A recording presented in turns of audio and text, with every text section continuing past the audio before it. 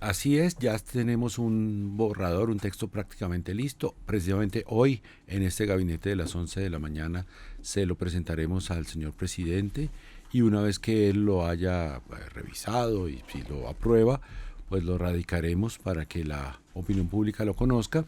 Los puntos esenciales de ese proyecto son desmantelamiento de las estructuras criminales de alto impacto, las mafias, las bandas, eh, cárcel efectiva para estas personas, un tratamiento, digamos, más con menos tiempo de privación efectiva en la cárcel, pero con privación efectiva de libertad en la cárcel, justicia ordinaria y compromisos de entregar información, reparar a las víctimas, entregar sus bienes y sobre todo desmantelar las organizaciones delictivas. Ministro, la idea es que vayamos haciendo un trabajo muy interesante de pedagogía durante esta charla, así que lo primero sería también establecer para quiénes es esa oferta del Estado, para qué tipo de grupos criminales. Son para aquellos grupos criminales que no tienen ninguna connotación política, entiéndase Clan del Golfo, Sierra Nevada, oficinas, ese tipo de estructuras criminales que pues se han nutrido de negocios ilícitos y que lamentablemente pues han afectado la convivencia en muchos lugares del país y eso los lleva a hacerles esta oferta. O la toman o la fuerza pública pues actuará con todo su rigor. Ministro, importante también alinear o también generar pedagogía sobre por qué es importante que la reforma le apueste a la resocialización. Bueno, digamos, en este sentido, tanto esta reforma de esta ley de desmantelamiento como el proyecto de ley que ya presentamos al Congreso, sí tiende a hacer que una persona que ha cometido un delito, cuando salga de la cárcel, salga siendo una mejor persona de como entró. Que haya aprendido un oficio, que haya terminado su bachillerato, que haya trabajado, que haya reparado a la víctima. Es decir, que la cárcel no sea simplemente lo que es hoy, que es un sitio de sufrimiento y una escuela del delito, sino que por el contrario la cárcel, siendo por supuesto castigo, de todas maneras les sirva a las personas para reinsertarse a la sociedad como personas de bien. Eso es resocializar. Sí, ministro, el tema, y para aclararlo acá, se ha hablado mucho en los diferentes escenarios, esto no es una excarcelación masiva, ¿no? Ninguno de los dos proyectos de los que estamos hablando contiene ninguna excarcelación masiva. En cuanto al que ya está radicado en el Congreso, el proyecto que lo hemos llamado de humanización del sistema penitenciario, no, porque es cierto que aquellos beneficios que se le van otorgando a las personas privadas de libertad a medida que se van resocializando, todos los decide un juez. Le pongo un ejemplo. Una persona que ha sido condenada a 10 años de cárcel lleva ya 4 años de cárcel y durante esos 4 años ha trabajado o ha terminado su bachillerato, en fin, puede solicitarle al juez un permiso de 72 horas cada 3 meses. Eso está contemplado en el proyecto. El juez verá si lo solicita o no. Se lo prueba. Sí, sí, pero si lo aprueba o no. Si lo autoriza, exacto. Luego dura un año más y eso cada 3 meses ha tenido su permiso de 72 horas y lo ha aprovechado y ha seguido trabajando. Entonces juicioso, ha estado juicioso. Buen sí, comportamiento. Exacto. Ajá. Entonces puede solicitar el pasito siguiente, salida de fines de semana, una vez al mes.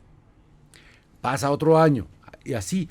En algún momento de pronto solicita la domiciliaria. El juez verá. Entonces todo eso, digamos, nos permite asegurar que no va a haber ninguna excarcelación masiva, sino una vigilancia persona por persona para ver si se va resocializando, va recibiendo beneficios.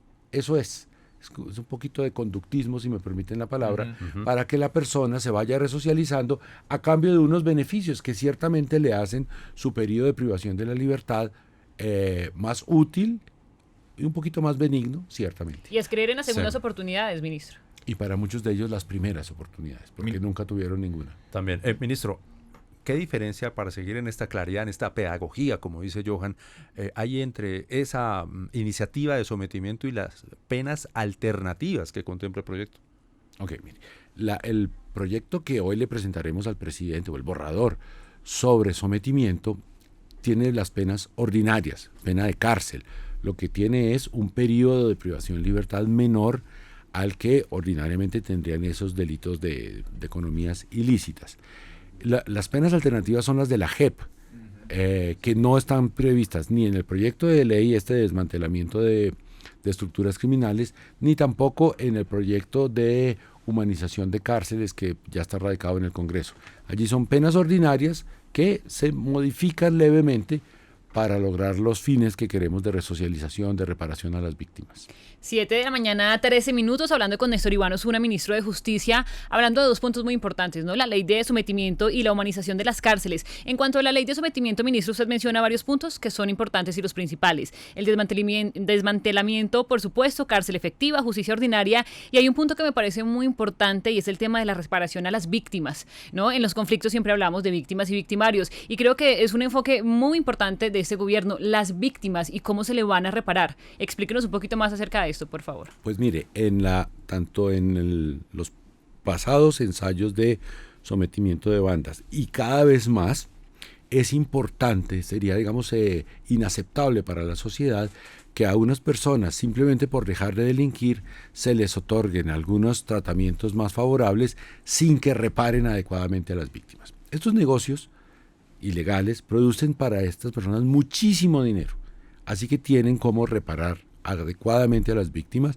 pero por supuesto no solo una reparación económica, que claro que tiene una parte de reparación económica, es también reparación a la sociedad mediante obras de utilidad pública, por ejemplo, y es también reparación simbólica pidiendo perdón. Eso a veces parece una tontería, pero es muy importante que a la víctima le pidan perdón por el agravio que le causaron y que además eso le reparen el daño que sufrió y que además la sociedad entera vea que esa persona está contribuyendo con, no sé, ayudar a construir una vía, a alguna obra de utilidad pública, desminado, por ejemplo, es una posibilidad para que con eso, digamos, como que la sociedad pueda cerrar ese capítulo y seguir adelante.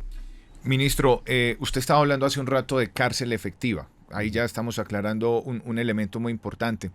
Pero, ¿de cuántos años podríamos estar hablando? Hay una cifra, ministro, que está rondando por ahí que habla de 8 años. ¿De dónde sale esa cifra? Primero que todo, sí, que creo que vale la pena aclararlo. Sí, mire, esa cifra de 8 años sale de la vieja Ley de Justicia y Paz, sí, con la que se sometió hace ya como 20 años a unos paramilitares a la ley. Entonces, digamos que la sociedad colombiana ya aceptó que unas personas que habían cometido delitos muy graves, que tenían unas penas muy graves, se les bajó a 8 años. En el proyecto de ley, en el borrador que tenemos en este momento, sí estamos pensando en un número que ronda por ahí, por esa misma cifra.